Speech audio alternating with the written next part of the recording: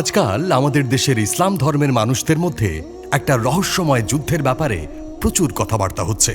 বিশেষ করে ইদানিং ভারত সরকার ও ভারতের উগ্রবাদী হিন্দু সংগঠনের নেতাকর্মীদের ইসলাম বিদ্বেষী কার্যক্রমে বিষয়টি খুব আলোচিত।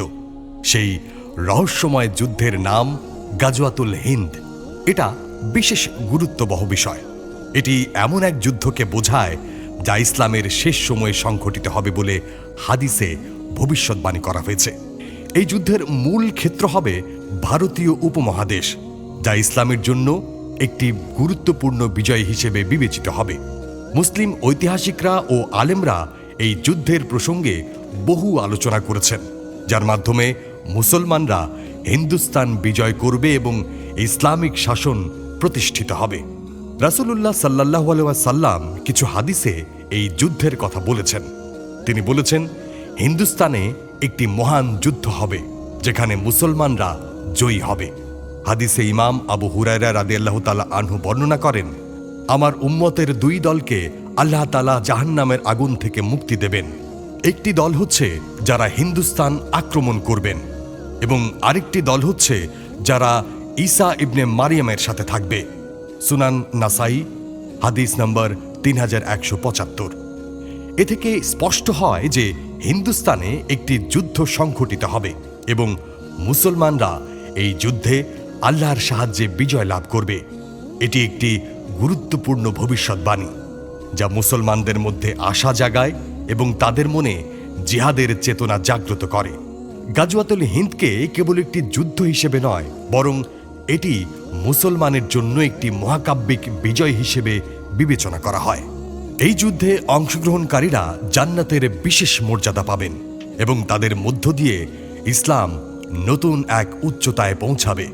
হাদিসের আলোকে এই যুদ্ধের বিজয় হবে ইসলামের জন্য একটি বিশাল অর্জন, যা উপমহাদেশে ইসলামের শক্তিশালী শাসন প্রতিষ্ঠা করবে। অনেক আলেম ও মুসলিম চিন্তাবিদ মনে করেন যে গাজওয়াতুল হিন্দের যুদ্ধ এখনো সংঘটিত হয়নি, তবে ভবিষ্যতে এটি সংঘটিত হতে পারে। কিছু লোক মনে করেন এই ভবিষ্যৎবাণী ইতিমধ্যেই বিভিন্ন আক্রমণ এবং যুদ্ধের মধ্য দিয়ে আংশিকভাবে পূর্ণ হয়েছে, তবে এটি একটি বৃহৎ যুদ্ধের মাধ্যমে পূর্ণতা পাবে বলে ধারণা করা হয়, যা ইসলামের জন্য এক মহা বিজয়ের পথে অগ্রসর করবে। গাজওয়াতুল হিন্দ কি নিয়ে হবে? গাজওয়াতুল হিন্দ মূলত একটি যুদ্ধের নির্দেশ করে যা ইসলামের শেষ সময়ে ভারতীয় উপমহাদেশে সংঘটিত হবে বলে হাদিসে উল্লেখ করা হয়েছে। এই যুদ্ধের উদ্দেশ্য হবে হিন্দুস্তানে ইসলাম প্রতিষ্ঠা করা এবং সেখানে মুসলিম শাসন কায়েম করা।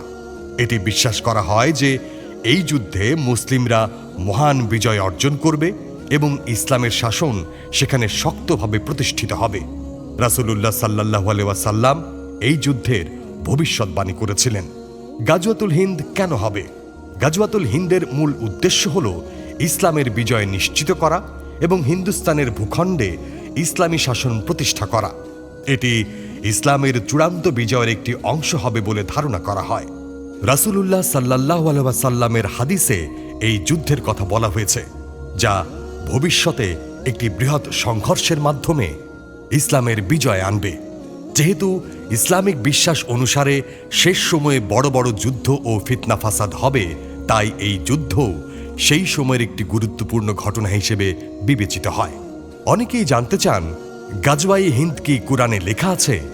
এর উত্তর হচ্ছে না। কুরআনে সরাসরি গাজওয়ায়ে হিন্দ নিয়ে কোনো উল্লেখ নেই।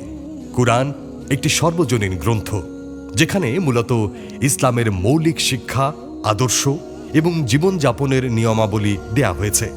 তবে গাজওয়াতুল হিন্দ সম্পর্কিত তথ্য হাদিস থেকে পাওয়া যায়, যেখানে রাসূলুল্লাহ সাল্লাল্লাহু আলাইহি ওয়াসাল্লামের ভবিষ্যৎবাণীর মাধ্যমে এর উল্লেখ রয়েছে। গাজওয়াতুল হিন্দের বাস্তবতা নিয়ে আলেমদের মধ্যে বিভিন্ন মতামত রয়েছে। অনেকেই বিশ্বাস করেন যে এই যুদ্ধ এখনো সংঘটিত হয়নি, এটি ভবিষ্যতে সংঘটিত হবে। তবে কিছু মুসলিম চিন্তাবিদ মনে করেন যে ইতিহাসের বিভিন্ন সময়ে হিন্দুস্তানে মুসলমানদের সামরিক অভিযানগুলো গাজওয়াতুল হিন্দের আংশিক বাস্তবায়ন হতে পারে। তবুও ইসলামী বিশ্বাসে এটিকে একটি ভবিষ্যৎ যুদ্ধ হিসেবে বিবেচনা করা হয়, যেখানে মুসলমানরা আল্লাহর সাহায্যে চূড়ান্ত বিজয় লাভ করবে। গাজওয়াতুল হিন্দ মুসলিম উম্মার বিশ্বাসে একটি গুরুত্বপূর্ণ যুদ্ধ হিসেবে বিবেচিত হয়। এটি ইসলামিক বিশ্বাসের একটি অঙ্গ এবং ইসলামের বিজয় এবং ভবিষ্যৎবাণী নিয়ে আলোচনা করা হয়। তবে কুরআনের পরিবর্তে হাদিসের মাধ্যমেই এই যুদ্ধের মূল তথ্য পাওয়া যায়।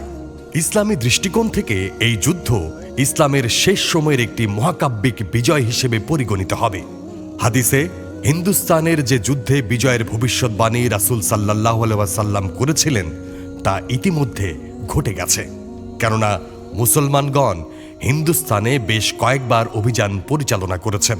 যেমন ওমর রাদিয়াল্লাহু তাআলা আনহুর খেলাফতকালে সর্বপ্রথম 15 হিজরিতে ওসমান বিন আবুল আসের নেতৃত্বে একটি সেনাদল প্রেরিত হয়, যারা হিন্দুস্তানের থানা, ব্রুজ ও দেবল বন্দরে সফল অভিযান পরিচালনা করেন।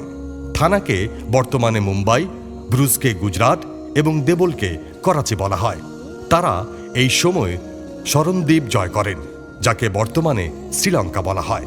অতঃপর মুয়াবিয়া রাদিয়াল্লাহু তাআলা আনহুর খিলাফতকালে হিন্দুস্তানের বিরুদ্ধে যুদ্ধ পরিচালিত হয়।